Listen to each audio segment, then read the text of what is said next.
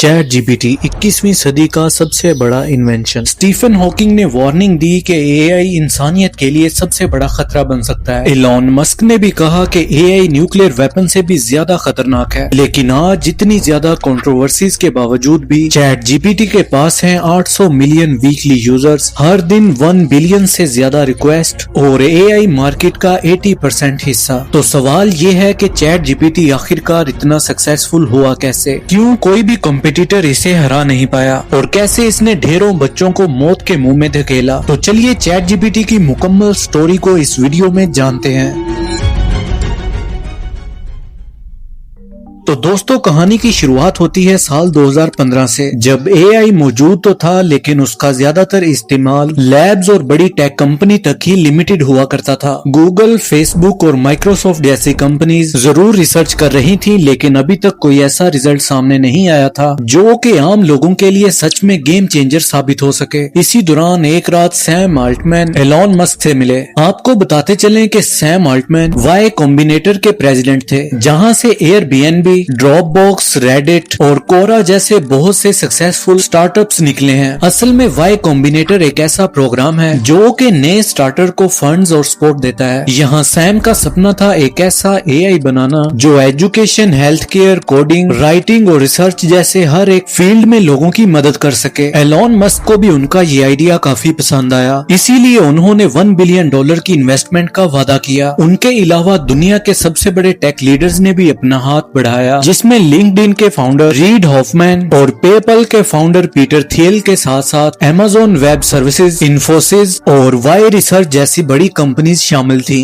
और फिर इसी तरह 8 दिसंबर 2015 को एक नॉन प्रॉफिटेबल ऑर्गेनाइजेशन के रूप में ओपन एआई की बुनियाद रखी गई, जिसका मकसद सिर्फ एक ही था कि एआई का फायदा सिर्फ बड़े कॉर्पोरेट तक ही ना रहे बल्कि आम इंसान तक भी ये पहुंचे। और दोस्तों, आगे चलकर यही ओपन एआई दुनिया को हिलाकर रख देने वाला चैट जीपीटी लॉन्च करने वाली थी। लेकिन वहां तक पहुंचने से पहले कंपनी ने और भी कई सारे टूल्स और प्लेटफॉर्म लॉन्च किए थे। जैसे 2016 में ओपन एआई लेकर आई थी 2 खास टूल, जिम और यूनिवर्स, जिनके जरिए कंप्यूटर को अलग अलग गेम्स और एप्स सीखने की ट्रेनिंग दी जाती थी। ये टूल्स इतने ज्यादा एडवांस थे कि इनकी मदद से कंप्यूटर GTA 5 जैसी मुश्किल गेम को समझकर भी आसानी से खेल सकता था। इसके बाद 2017 में ओपन एआई बेसलाइन लॉन्च किया गया, जो कि रीइंफोर्समेंट लर्निंग एल्गोरिदम की एक लाइब्रेरी थी। आसान लफ्जों में कहें तो एआई रिसर्चर जब भी कोई नया एक्सपेरिमेंट करते थे तो उन्हें हर बार शुरुआत से मेहनत करनी पड़ती थी, जबकि बेसलाइन में पहले से ही टेस्टेड और सही तरीके से काम करने वाले एल्गोरिदम्स मौजूद थे। इससे फायदा ये हुआ कि दुनिया भर के रिसर्चर्स और डेवलपर्स शुरू से रिसर्च ना करके यहीं से ही एल्गोरिदम्स को देख लेते थे, जिससे उनका टाइम तो बचता ही था, साथ ही रिसर्च भी फास्ट हो जाती थी और ज्यादा से ज्यादा लोग आसानी से एआई की फील्ड में कंट्रीब्यूट कर पाते थे। लेकिन सबसे बड़ी पहचान कंपनी को 2018 में मिली, क्योंकि यही वो साल था जब ओपन एआई ने दुनिया के सामने इंट्रोड्यूस किया GPT-1। ये एक ऐसा मॉडल था जो पहले से ही लाखों सेंटेंसेस और टेक्स्ट पर ट्रेन किया गया था। जब भी आप इसे कोई इनपुट देते थे तो ये उस ट्रेनिंग के जरिए अगले अल्फाज को प्रिडिक्ट कर देता और पूरा सेंटेंस जनरेट कर देता था। भले ही ये मॉडल छोटा था, लेकिन नई एवोल्यूशन की शुरुआत हो चुकी थी, क्योंकि ओपन एआई अब काम कर रही थी अपने बड़े स्टेप पर, यानी GPT-2 पर, जो कि इससे भी कहीं ज्यादा पावरफुल होने वाला था। लेकिन ठीक इसी बीच एक ऐसा झटका लगा जिसने कंपनी की बुनियाद ही हिलाकर रख दी।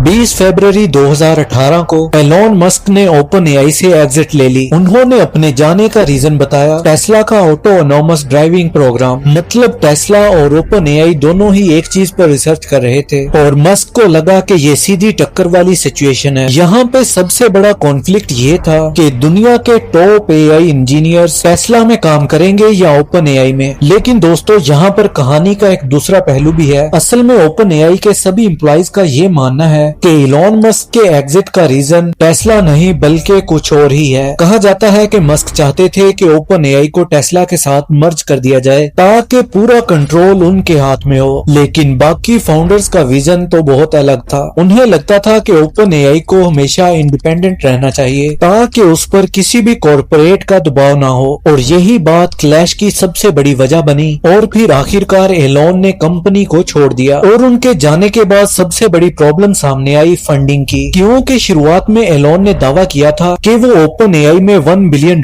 इन्वेस्ट करेंगे, लेकिन असल में रियलिटी ये थी कि उन्होंने सिर्फ $45 मिलियन की इन्वेस्टमेंट की, और अब उनके एग्जिट करने के बाद बाकी अमाउंट मिलने की भी उम्मीद नहीं थी। ऐसे में ओपन एआई के सामने सबसे बड़ा सवाल था कि अब आगे क्या करें। इसी प्रॉब्लम से निकलने के लिए 2019 में ओपन एआई अपने स्ट्रक्चर में बदलाव लाया और इस नॉन प्रॉफिट कंपनी को फंडिंग की कमी देखते हुए कैप्ड प्रॉफिट कंपनी में बदल दिया गया। इसका मतलब ये था कि ओपन एआई अभी भी रिसर्च ओरिएंटेड ही रही, लेकिन इन्वेस्टर्स को ट्रैक करने के लिए उन्होंने ये ऑप्शन रखा कि ठीक है, आप पैसा लगाइए, हम आपको प्रॉफिट देंगे, लेकिन सिर्फ एक लिमिट तक। इसका मतलब कैप्ड प्रॉफिट मॉडल में कोई भी अमीर तो बन सकता था, लेकिन वो इसमें अनलिमिटेड पैसे नहीं कमा सकता था, क्योंकि कंपनी का अल्टीमेट गोल पैसे कमाना नहीं बल्कि इंसानियत को फायदा पहुंचाना था। इस प्रॉफिट मॉडल पर शिफ्ट करना कंपनी के लिए काम कर गया, और फिर 2019 में उसे माइक्रोसॉफ्ट जैसा पावरफुल इन्वेस्टर मिला जिसने $1 बिलियन की इन्वेस्टमेंट की, और साथ ही उन्होंने सुपर कंप्यूटर इंफ्रास्ट्रक्चर भी प्रोवाइड किया, जिससे बड़े एआई मॉडल को ट्रेन करना पहले से भी ज्यादा आसान हो गया। यहीं से ओपन एआई की असली उड़ान शुरू हुई, और 2019 में GPT-2 लॉन्च कर दिया गया, जिसने एआई की दुनिया में हलचल सी मचा दी थी, क्योंकि ये सेंटेंसेस और पैराग्राफ को बिल्कुल इंसानों की तरह लिख सकता था। यहाँ तक के कुछ ही सेकंड्स में न्यूज आर्टिकल, स्टोरीज और रिसर्च पेपर सब कुछ जनरेट कर सकता था। लेकिन दोस्तों, इसकी यही सबसे बड़ी ताकत इसकी सबसे बड़ी कमजोरी भी बन गई थी। ओपन एआई को डर था कि अगर इसे सीधे पब्लिश कर दिया गया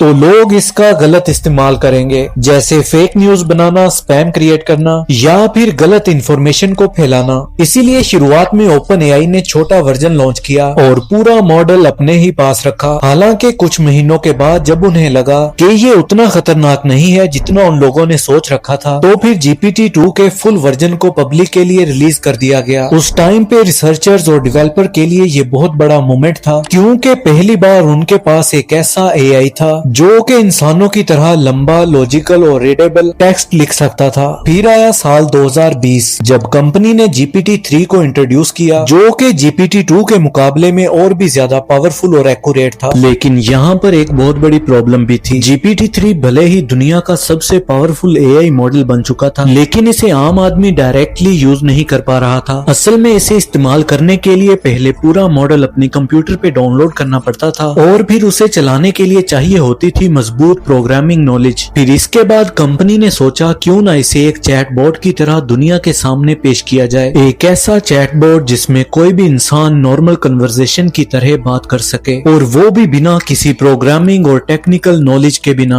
और फिर इसी सोच ने बुनियाद रखी चैट जीपीटी की, जो कि इनिशियली GPT 3.5 पर बेस्ड था। चैट जीपीटी को ऑफिशियली 30 नवंबर को 2022 में पब्लिकली रिलीज किया गया था, और यहीं से शुरू हुआ असली एआई रेवोल्यूशन, जिसने एजुकेशन, वर्क, रिसर्च, बिजनेस और क्रिएटिविटी सबको बदल के रख दिया। शुरुआत में तो किसी को भी अंदाजा नहीं था कि चैट जीपीटी दुनिया में सबसे तेजी से ग्रो करने वाला प्रोडक्ट बन जाएगा, लेकिन लॉन्च होते ही 5 दिनों के अंदर अंदर इसने 1 मिलियन यूजर्स क्रॉस कर लिए। जबकि ये माइलस्टोन अचीव करने के लिए इंस्टाग्राम को लगे 2.5 साल और दूसरे बड़े प्लेटफॉर्म नेटफ्लिक्स को लगे 3.5 साल। यही नहीं बल्कि 2 महीने के अंदर 100 मिलियन का माइलस्टोन अचीव करके हिस्ट्री का फास्टेस्ट ग्रोइंग सॉफ्टवेयर भी बन गया था। अब सवाल उठता है कि आखिर इतनी जल्दी ये पॉपुलर हुआ कैसे? वेल, इसकी सबसे बड़ी वजह थी इसकी सिंप्लिसिटी। चैट जीपीटी का इंटरफेस इतना आसान था कि इसे छोटे बच्चों से लेकर बड़ी उम्र के लोगों तक कोई भी आसानी से इस्तेमाल कर सकता था, चाहे वो टेक जानता हो या नहीं। बस अपने क्वेश्चन को टाइप कीजिए और बिल्कुल एक इंसान की तरह आपको आपका जवाब मिल जाता था। दूसरी वजह थी फ्री एक्सेस। लॉन्च के टाइम ओपन एआई ने इसे बिल्कुल फ्री रखा ताकि ज्यादा से ज्यादा लोग इसे ट्राई कर सकें, और जब लोगों ने देखा कि ये गूगल से भी ज्यादा फास्ट और स्मार्ट जवाब दे रहा है, तो फिर हर कोई इसे टेस्ट करने लगा। तीसरी और सबसे गेम चेंजिंग वजह थी इसका बिल्कुल इंसानों जैसा कन्वर्सेशन। पहली बार किसी एआई से बात करके ऐसा लग रहा था कि जैसे किसी इंसान से बात कर रहे हो, ना ही कोई रोबोटिक टोन और ना ही घिसे पिटे बोरिंग आंसर्स, बल्कि ये नेचुरल और कन्वर्सेशन स्टाइल में जवाब देता था। यही वजह थी कि लोग एक्साइटेड होकर इसका स्क्रीनशॉट सोशल मीडिया पे डालने लगे। ट्विटर, रेडिट, इंस्टाग्राम, हर जगह पर चैट जीपीटी ट्रेंड करने लगा। यहाँ तक के मीम्स भी बनने लगे थे कि Google is dead, chat GPT is here. और फिर देखते ही देखते चैट जीपीटी टेक वर्ल्ड के लोगों का ही टूल नहीं रहा, बल्कि ये आम लोगों का भी दोस्त बन गया। और पढ़ने वाले स्टूडेंट्स इसे होमवर्क और अपनी असाइनमेंट्स के लिए यूज करने लगे, और कोडर्स ने इसका इस्तेमाल बग्स फिक्स और कोड जनरेट करने के लिए किया। राइटर्स और यूट्यूबर्स को कंटेंट, आइडियाज और रिसर्च मटेरियल मिलने लगे, और बिजनेस प्रोफेशनल ईमेल, प्रेजेंटेशन और रिपोर्ट तक चैट जीपीटी से बनवाने लगे। यानी कि एक ही प्रोडक्ट लेकिन अलग अलग फील्ड के लोग इसे अलग अलग तरीके से इस्तेमाल कर रहे थे। यही वर्सटाइलिटी चैट जीपीटी की सबसे बड़ी ताकत बन गई। लेकिन दोस्तों, जितनी जल्दी चैट जीपीटी को सक्सेस मिली, उतनी ही तेजी से वो प्रॉब्लम्स में भी फंसने लगा। असल में चैट जीपीटी के सामने 3 चैलेंजेस एक साथ ही खड़े हो गए, टेक्निकल, एथिकल और फाइनेंशियल। इसके टेक्निकल इशू को इंडस्ट्री में हेलुसिनेशन कहा गया। यहाँ पे हेलुसिनेशन का मतलब था गलत जवाब देना, और वो भी पूरे कॉन्फिडेंस के साथ। और ये प्रॉब्लम इसलिए आती थी क्योंकि चैट जीपीटी का काम है दिए गए कॉन्टेक्स्ट से अगला लफ्ज प्रिडिक्ट करना,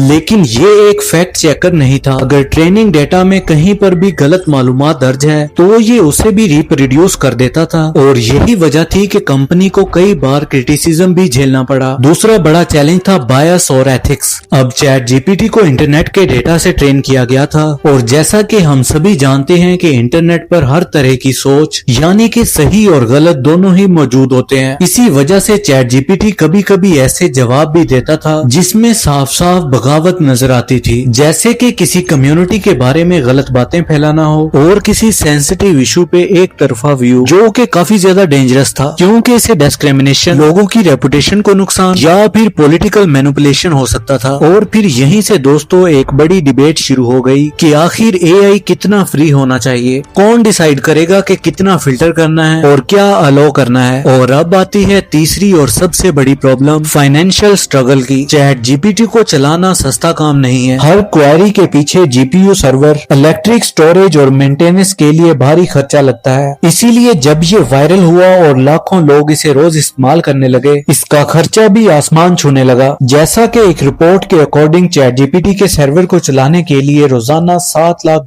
का खर्चा आता है, यानी 20 से 21 करोड़ रुपए रोजाना। यहाँ तक कि सैम ऑल्टमैन का भी कहना है कि आपके सिर्फ प्लीज और थैंक यू कहने से ही चैट जीपीटी को $1 मिलियन का खर्चा करना पड़ रहा है। इसी वजह से ओपन एआई रेवेन्यू जनरेट करने के लिए रास्ते तलाश करने लगा, जिसमें 2023 में चैट जीपीटी प्लस को सब्सक्रिप्शन के साथ लॉन्च किया गया, जिसकी अमाउंट थी $20। इस प्लान के तहत चैट जीपीटी प्लस के यूजर्स के लिए जीपीटी 4 लॉन्च किया, जो कि जीपीटी 3.5 से कहीं ज्यादा एक्यूरेट आंसर देता था। लेकिन जहां चैट जीपीटी अपनी स्ट्रगल से निकलने के रास्ते खोज रहा था कि तभी एक बहुत बड़ी खबर सामने आती है कि गूगल भी अपना चैटबॉट एआई लॉन्च करने वाला है, जिसका नाम रखा गया था बार्ड। जैसे ही ये खबर आई, लोगों को लगा कि चैट जीपीटी अब खत्म है, क्योंकि गूगल ही वो कंपनी है जिसके पास दुनिया का सबसे ज्यादा डेटा और सर्वर मौजूद है। लेकिन जब बार्ड लॉन्च हुआ तो कहानी पूरी तरह से बदल गई। बार्ड ने पहले ही पब्लिक डेमो में सवालों के गलत जवाब दिए, जो कि इतना बड़ा ब्लेंडर बना कि गूगल की क्रेडिबिलिटी तक हिल गई, और अगले ही दिन इसकी मार्केट वैल्यू से अरबों डॉलर्स गायब हो गए। यहीं से लोगों का भरोसा चैट जीपीटी पे और भी ज्यादा बढ़ गया,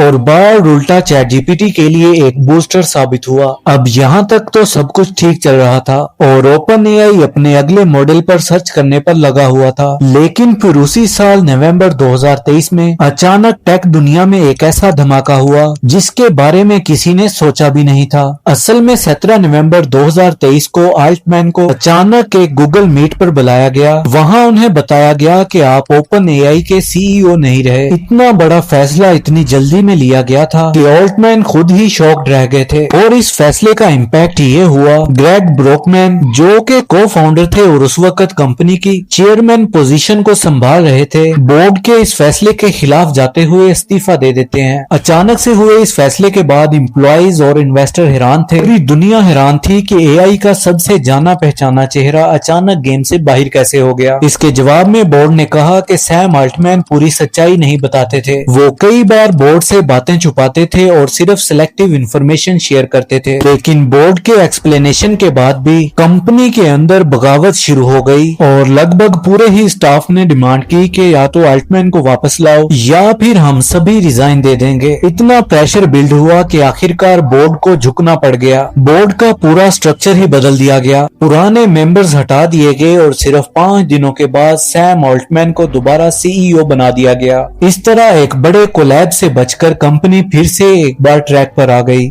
इसके बाद ओपन एआई ने अपनी image generation model del E3 को भी चैट जीपीटी में इंटीग्रेट कर दिया और ये फीचर लॉन्च होते ही काफी पॉपुलर हुआ, क्योंकि लोगों को पहली बार एहसास हुआ था कि इमेजिनेशन की कोई भी हद नहीं होती, क्योंकि वो कोई भी टेक्स्ट लिखकर अपनी सोच को एक तस्वीर में बदल सकते थे। स्टूडेंट, मार्केटर, सबके लिए यहाँ पर एक नया दौर शुरू हो गया जहाँ पे क्रिएटिविटी के दरवाजे पूरी तरह से खुल चुके थे। चैट जीपीटी लगातार आगे बढ़ रहा था और इसकी ग्रोथ को देखकर सभी को ये समझ में आ चुका था कि फ्यूचर एआई का ही होने वाला है। इसीलिए टेक वर्ल्ड के बड़े बड़े जायंट्स भी इसी में उतरने लगे, जिससे चैट जीपीटी का कंपटीशन बढ़ता गया। इस कंपटीशन में सबसे पहले कूदे एलॉन मस्क। नवंबर 2023 में उन्होंने अपना चैटबॉट ग्रोक लॉन्च किया। इस ग्रोक चैटबॉट को एक्स के रियल टाइम डाटा से जोड़ा गया, इसीलिए ये बहुत ही एक्यूरेट रिस्पॉन्स देता था। और ऐसे में गूगल भी कहाँ पीछे रहने वाला था। गूगल ने भी फरवरी 2024 को उसने बार्ड को भी रीब्रांड करके जेमिनाई के नाम से लॉन्च किया, जो कि बार्ड से काफी फास्ट और एक्यूरेट था। इसीलिए बार्ड से जो गूगल की बदनामी हुई थी उसे जेमिनाई ने काफी हद तक कम कर दिया। लेकिन फिर इसी दौरान 10 जनवरी 2025 को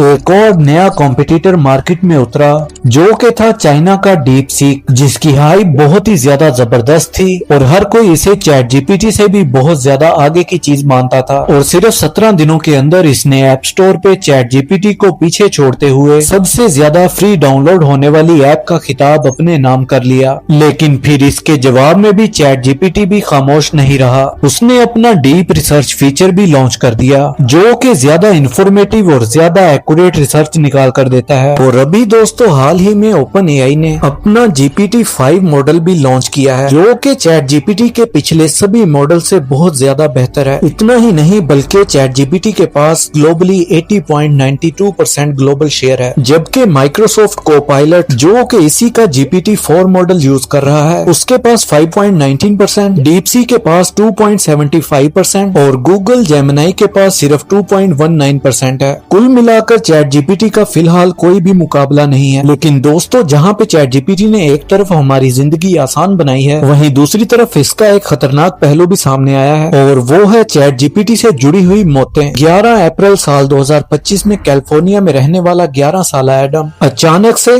कर बैठा। उसका घर में कोई भी झगड़ा नहीं हुआ था, इसीलिए ये सब के लिए शॉकिंग था। बाद में जब पेरेंट्स ने उसके चैट्स देखे तो पता चला कि एडम अपने आखिरी दिनों में सबसे ज्यादा चैट जीपीटी से ही बात कर रहा था। उसने अपने कमरे में लगे हुए एक फंदे की तस्वीर जीपीटी को भेजी और पूछा कि क्या ये काम करेगा। चैट जीपीटी ने जवाब दिया, हाँ, इसमें कोई भी बुराई नहीं है और क्या मैं इसे और मजबूत बनाने में मदद करूं। और फिर कुछ ही देर बाद उसकी माँ ने उसे वहीं पर लटका हुआ पाया। एडम की फैमिली ने ओपन एआई पर केस किया और कंपनी की तरफ से जवाब आया कि चैट जीपीटी हर बार सेंसिटिव और इमोशनल केसेस को सही से हैंडल नहीं कर पाता और ये भी एक अकेला मामला नहीं है। दुनिया के कई हिस्सों में ऐसे और भी केसेस सामने आए हैं जहाँ पे लोग एआई से बात करने के बाद अपनी जान तक गंवा बैठे हैं। लेकिन अब सवाल ये है कि फ्यूचर में एआई हमारी जिंदगी को आसान बनाएंगे या फिर हमारी जिंदगी को मजीद मुश्किल बना देंगे। आप अपना ओपिनियन कमेंट्स में जरूर बताइएगा। उम्मीद करता हूँ कि आज की वीडियो इन्फॉर्मेटिव लगी होगी। वीडियो को लाइक करें और ऐसी इन्फॉर्मेटिव वीडियो देखने के लिए हमारे चैनल को सब्सक्राइब करें। इसी के साथ मुझे दीजिए इजाजत। Good bye.